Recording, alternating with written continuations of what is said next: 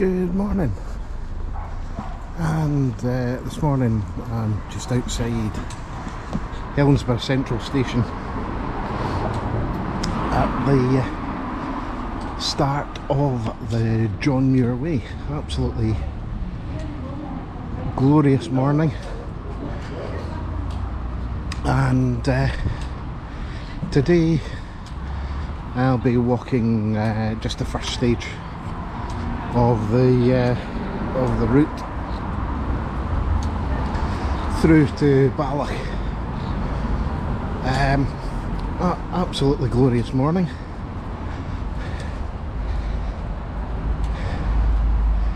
As we set off in town, I'll talk a little bit more about the route as I head up this hill. But 9 or 10 miles to do today, over quite an interesting route, a bit of road walking unfortunately at the start, but the sun is splitting the skies, it's freezing, should be a good day. And now we're away from the hustle and bustle of that rather busy road. I can actually do a proper introduction now. So the main route takes a bit of a quieter road in Helensburgh. I think that actually starts right down at the River Clyde, but we're a bit of a late start this morning, so we're not going to head down there. So the John Muir Way, I'll be doing this in stages, so it's probably going to appear over the next year or two as a fine time to get some of these days in. But the trail itself is a coast to coast route from the Clyde to the Forth, Helensburgh in the west, to Dunbar in the east. And Dunbar was the birthplace of John Muir.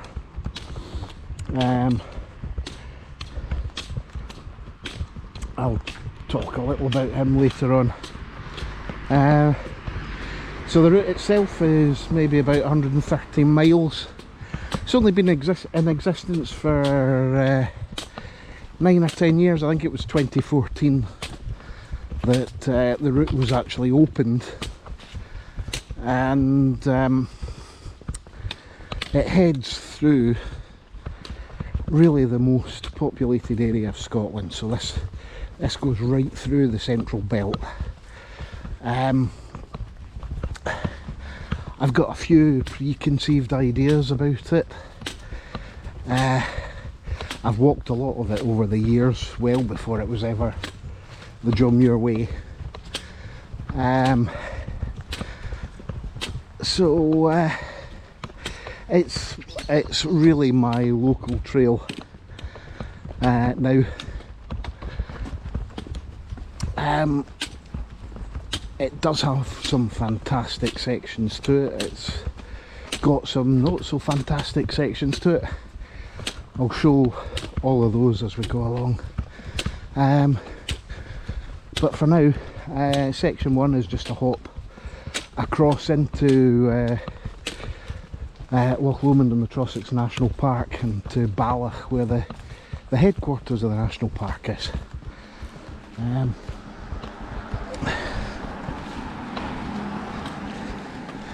But for the moment, it's quite a lovely little walk up this avenue in Helensburgh. We got away from the hustle and bustle quite quickly. It's a Saturday morning. Very pleasant start to the day.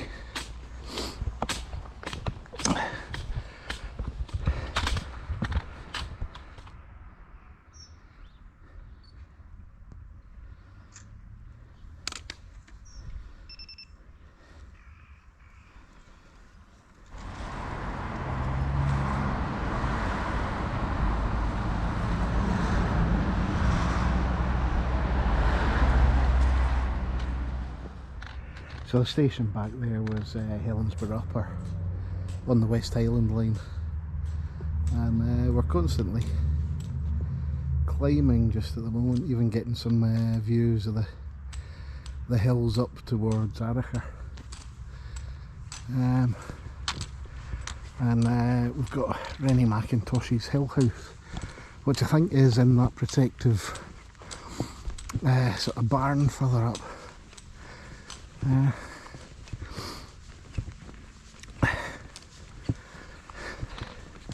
So just hidden inside that lot is the Rennie Mackintosh Hill House.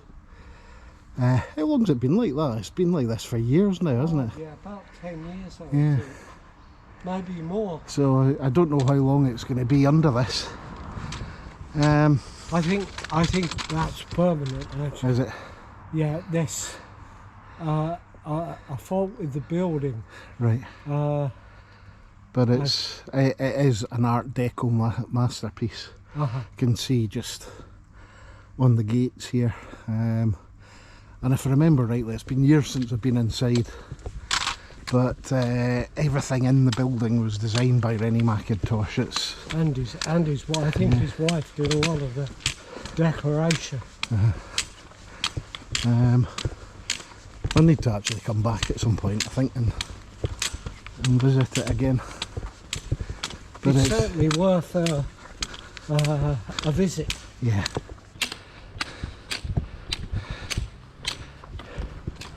Yeah.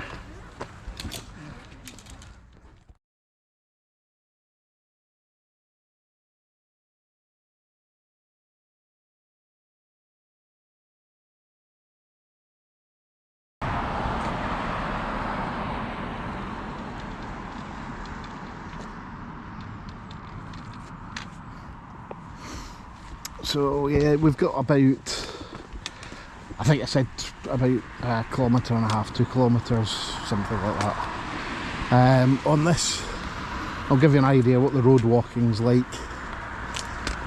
We do have a bit of, or some of the hills opening up to the west here.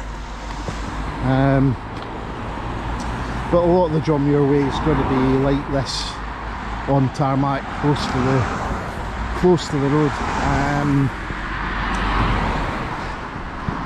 This is just a purely functional bit. I'm sure if they tried, they could actually develop a walking route that's off the road, but these things take time, unfortunately, and there have been improvements to the route over the years.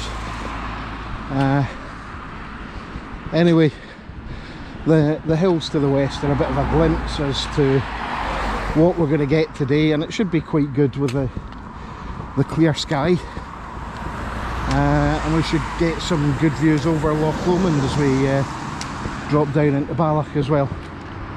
Still by the road, a little bit of a lull at the moment, but it's been just a constant stream of traffic. But you can see that everything's beginning to open out a bit, and we're going to be heading up onto the hill there. It looks like since the last time we were up, there's been a fair bit of clearfell done.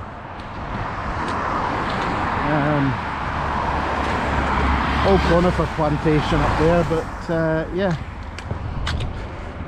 certainly looks like we might get a good view from the top. And I don't think we're too far away from coming off the road.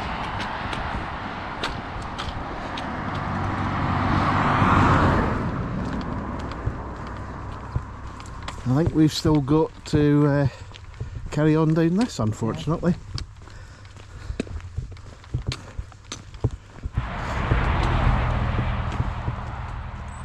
We're still by the road. We must be getting close by now. We've got the hill up there. And the scenery's not bad. It's again late autumn, early winter. Most of the leaves are off the trees, but we've still got that hodgepodge of colour, browns, reds and greens all over the place. But Yeah, it's, despite the scenery, it's not the most pleasant experience along here, right by the road. But the good news is that once we are off it, the rest of the day is remote until we get to Balloch.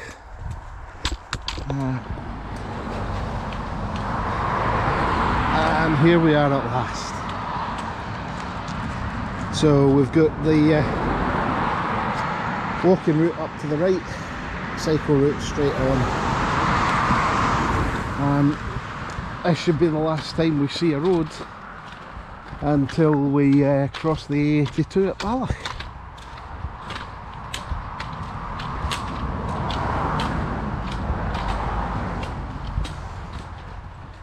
Heading up now, just in this lovely little strip of birch, and climbing steadily but quite rapidly. And when I get to this gap, you'll be able to see first view of Loch Lomond. And I'm not used to seeing it from this side, but that looks to me like Conic Hill, just over the other side there, and the Highland boundary fault with the island there in the loch. These views are only going to get better as we get. I think I talked before, probably quite extensively, about my dislike of conifer plantations. You may have noticed if you've watched the videos in the Rob Roy Way, but this is why. Temperature's really dropped in here. The trees have completely blocked out the sun at all, blocked out any view that we had over the loch. It's quite a nice path coming up here, but yeah, conifers, they're just, it is to me an industrial landscape. But we should be out of them. It's a relief though to get away from the noise of the traffic. Oh yeah, it was really loud on the road. I'm pretty busy as well, just a steady stream of traffic. We're going up steadily here all the time, keeping a good pace. And judging by the sun poking out there, we might be coming out the plantation. So.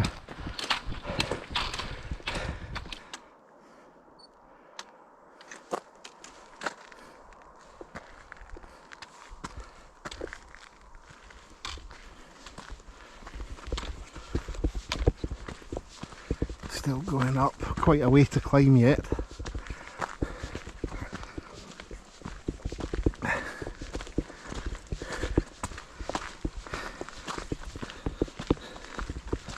But that's opened up nicely, the view of the loch. Unfortunately, with the replanted trees here, that view is going to disappear in maybe 5 or 10 years.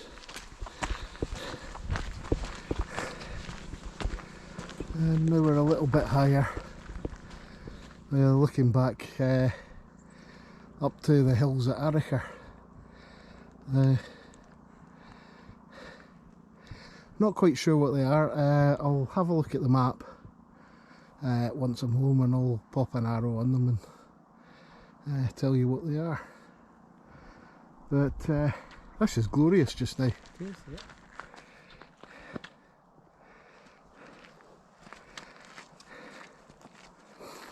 We're just about at the top of this climb, and the hill at the top, you probably won't be able to see it because of the sun now. That's Ben Bowie, and this is just going to walk skirt round right round the bottom of the hill here. So we're not actually climbing up on top of it, but we've had this fabulous vista of Ben Lomond and Loch Lomond gradually opening up below us as we've walked. We've got the hills in the background there, you might not be able to pick them out. Got quite a dolloping of snow on them. Again, I'll have a look at the map and see if I can work out what they are.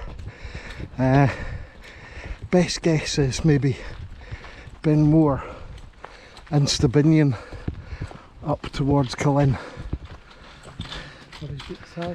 So it's just a viewpoint of Loch Lomond and the Trossachs. So I think it would be a crying shame to waste the day and walk straight past it.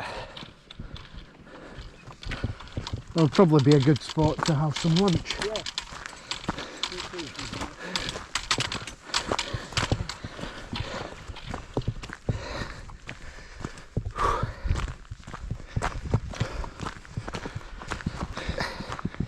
It's definitely worth a side trip for this.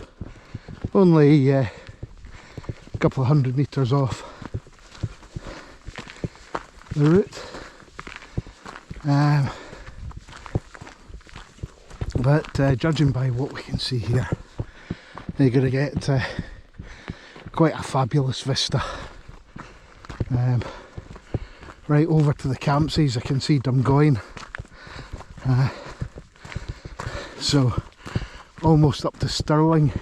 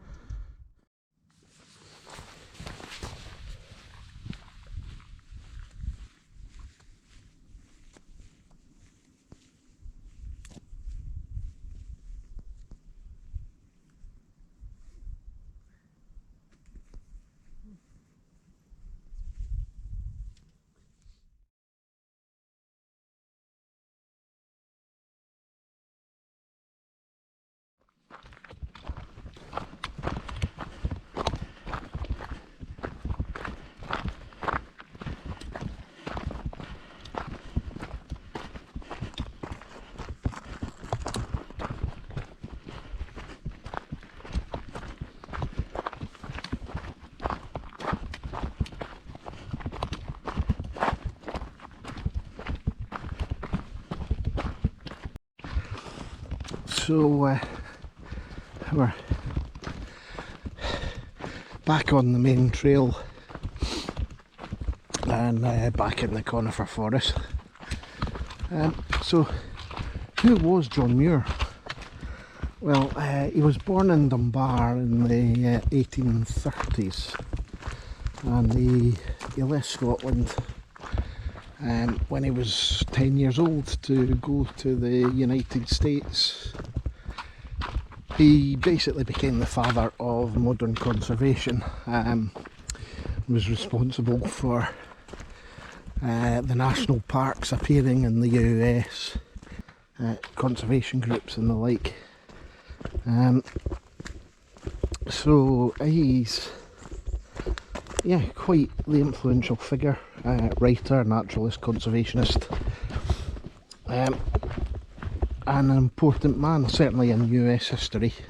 Without him you may not have had trails like the Appalachian Trail or the Pacific Crest Trail. And his legacy really lives on with that model in the UK with our modern national parks. I don't know how much of this I'll get. We're looking back over the Clyde here. I'm only getting short clips because the battery's playing silly buggers. So we'll head up there, and Balloch is just down to the left.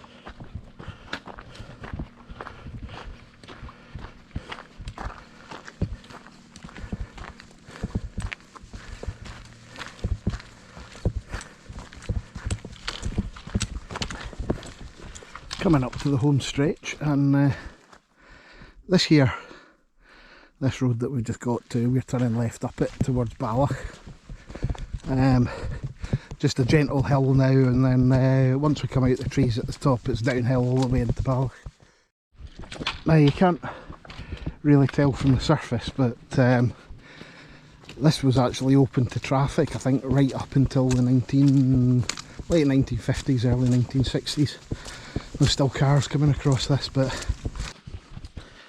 yeah, it was used up until the 50s and 60s, just fell out of use, and some of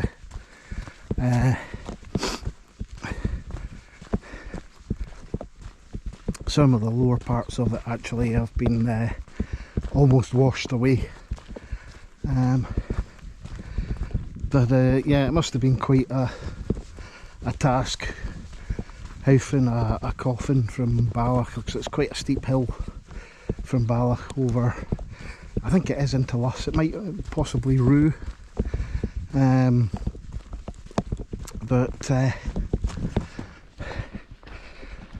when I was working with the Scottish Wildlife Trust, and this is going back, maybe 25, 26 years, I did a lot of conservation work up here. I'll show you a bit of it. There might be some remnants still about. We put in some gates and various other bits and bobs. I'll see if they've lasted the test of time. I've had to drop the quality of the video just because the battery was playing merry hell. But anyway, nearly at the top.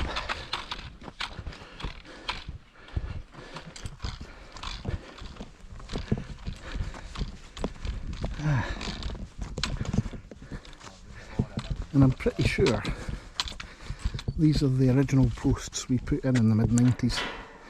Gate's probably different, but I seem to remember these look as if they've been here a while.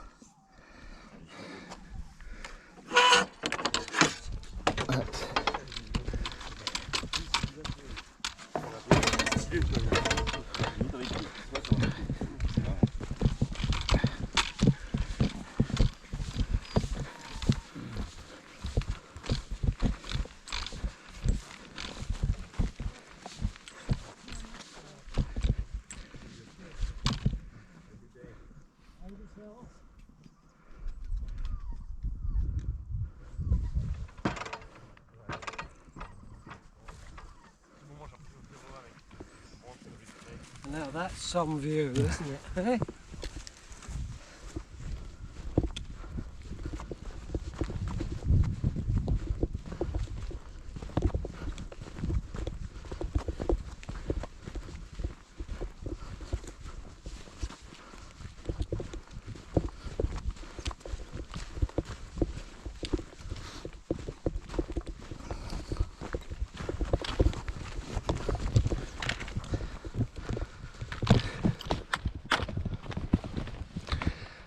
We spent quite a few months working up here on this path, and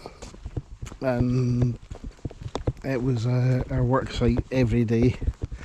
Of course we couldn't get the van up, so we had to cart everything up by hand, usually in a wheelbarrow, tools, and some great wildlife spots. And up here there was always hen harriers floating about, plus the fabulous views. Mainly we're looking at sort of drainage work, repairing a bit of a dry stone wall and a ford, which I'll show you a bit lower down. But yeah, some great days working up on this path.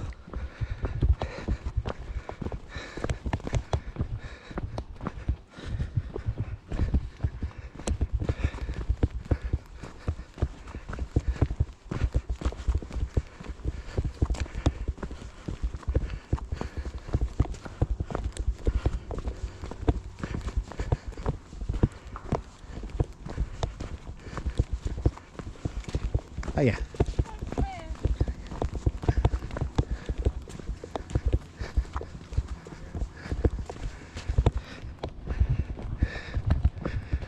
Yeah, they were too big to be crows. Aye. I remember this bit distinctly. Yeah.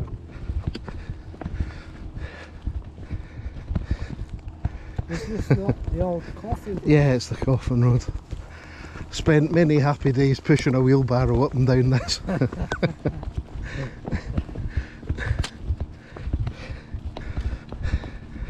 But it was a pretty good site to work on, really. Even when the weather was grim. And trust me, the weather could be pretty blimmin' grim up here. So one of the biggest bits of work that we did was to rebuild a ford, which is just in front of us here. And we've pretty much had to dig it out. And relay the stone on sort of flat stones marking the ford. Built it up into a bit of a with a sort of cross drain on it, so you can see the edge. This was the top of it. Sadly, all of this is completely overgrown. There's a bit of dry stone wall with a smoot hole. You can sort of see the channel coming down here on the right. I remember we had to actually dig this out, and it was probably here actually, so which suggests that the sort of sump that we put in has collapsed and gone, but there was a spring welling up which was causing all the wetness. Yeah, this was it. So this is nearly 30 years old, and it's still looking in pretty good nick, and quite gratifyingly the water's running through it still as well, so it goes off. So a lot of these big stones were actually lying flat in the ford, and we put that up to actually stop the water running down the hill and scouring out the path. But yeah, really pleased with that. So it must have been about maybe 97, 98, something like that we were up here working on it. So it's good to see that's lasted for so long. And I used to love these beaches, this little beach hedge or beach avenue here. Path gets a bit steeper now, and it was a heck of a drag up with all the tools and equipment from the car park, which is maybe about half a mile. But yeah, happy days, good memories working with the Wildlife Trust.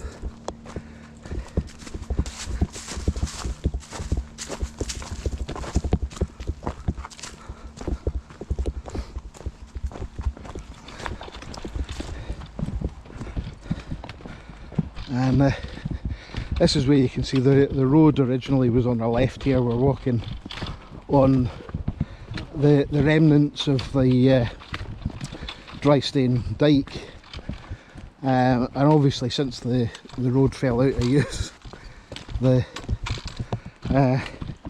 it's basically turned into a bit of a stream. So it's just right down the middle of the track, and it's scoured out quite a deep channel. But yeah, so we're coming towards the end of the first section of the John Muir Way, and yeah, actually it's really great walking. I think in the future a lot of those views will be obscured behind conifers, which is a bit of a pain, but at the moment, really as a first day, this is pretty blooming good.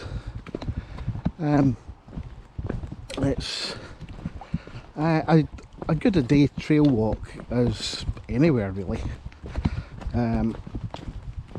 Not too strenuous, there is a bit of climbing, but an enjoyable day, and actually a really good introduction to the John Muir Way. So we're just about across the A82 now, just about down back in Balloch,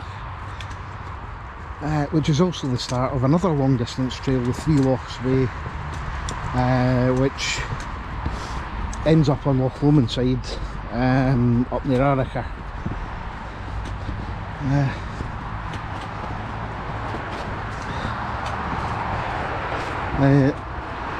Two routes are a little different once you get to the top of Stony Mullen.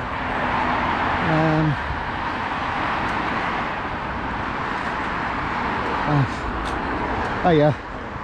Hi.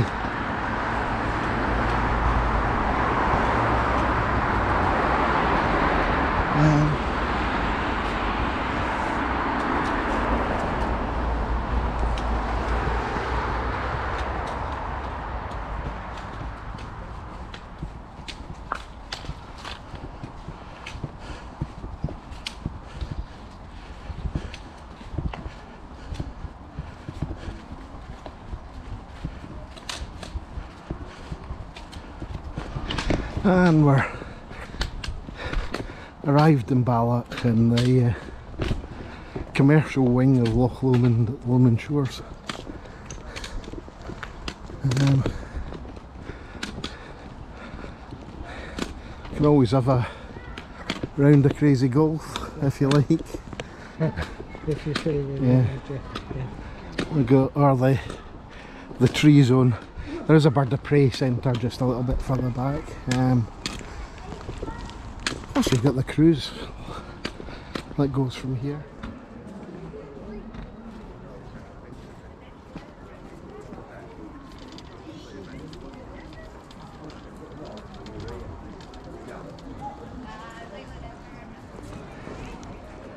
The one thing that we do get is this view of Ben Lomond.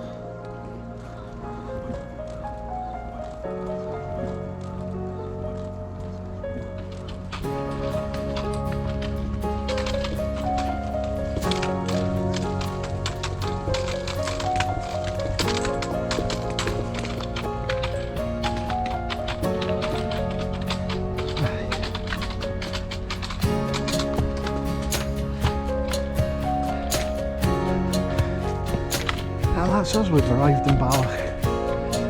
End of the first section of the John Muir Way.